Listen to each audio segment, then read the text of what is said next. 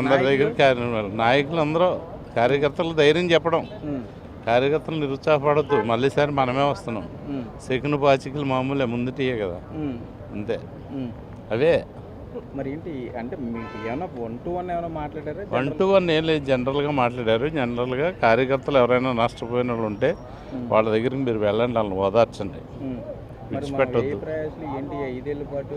ఈ 5 ఏళ్ల పాటు మామూలే, గతంలో సారి పడ్డాం కదా, ఈసారి కూడా మళ్ళీ పడదాం. మళ్ళీసారి మనకి బంగారం పల్లెల్లో పెట్టి ఇచ్చేస్తారు. వాళ్ళు ఏమీ అమలు జరపలేదు. 199% మనం అమలు జరిపాం. వాళ్ళు మేనిఫెస్టో అమలు జరపరు, ఏది చేయరు, అన్నీ మనకు వస్తాయి. ఏమి ఎక్కర్లేదు. ఇంకొక 6 మాసాలు చూస్తే అది తెలిసిపోతుంది. మళ్ళీ మీరు పార్టీ మారుతారని చెప్పారు. నేను పార్టీలు ఏం మారను. ఎవరు చెప్పారు? మామూలుగానే మీరు లేదు, సోషల్ మీడియాలోనే మరలా పార్టీ మారుతారు, జనసేన పార్టీ ఏమన్నా? అది ఏం లేదు, అటువంటి ఏం లేవు.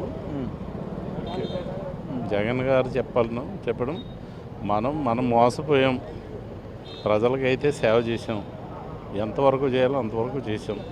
ఇది మోసపూరితమైనటువంటి హామీలు ఇచ్చి వాళ్ళు వచ్చారు మోసంతో. కానీ ఈ 6 మాసాల్లో వాళ్ళు చేసిన మోసం తెలిసింది ప్రజలకి. మళ్ళీ మనలే కోరుకుంటారు. ఏంటి సార్ ఇన్ని సంక్షేమ పథకాలు ఇచ్చారు, మరి అట్టే ఏం ప్రభావం చూపించింది అంటారు? ఏం ప్రభావం? ఇంకా పెంచారు కదా సోషల్ మేనిఫెస్టోలో వాళ్ళు. అది మళ్ళీ ఏదైనా అదనంగా ఇస్తారని ఆశపడ్డారు ప్రజలు, అంతే. ప్రజలు ఆశపడుతున్నారు కదా, తప్పేముంది అందరూ.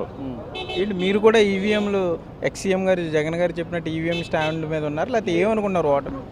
ఈవీఎంఎల్స్ ఇది ట్యాంపరింగ్ అనేది శుద్ధ అబద్ధం, అటువంటిది ఏమీ లేదు. ప్రజలు 3 పార్టీలు కలిసిపోయి మేము పోటీ చేసినప్పుడు మాకు ఎన్ని ఓట్లు వచ్చినాయో తెలుసు, తెలుగుదేశానికి ఎన్ని వచ్చినాయో తెలుసు, బీజేపీకి ఎన్ని వచ్చినాయో తెలుసు. రెండు కలిసిపోయినాయి. జనసేనకు వచ్చినట్లు మొత్తం అన్ని కలిసినాయి అందులో. కానీ ఈవీఎం ట్యాంపరింగ్ ఏమీ లేదు. ఇది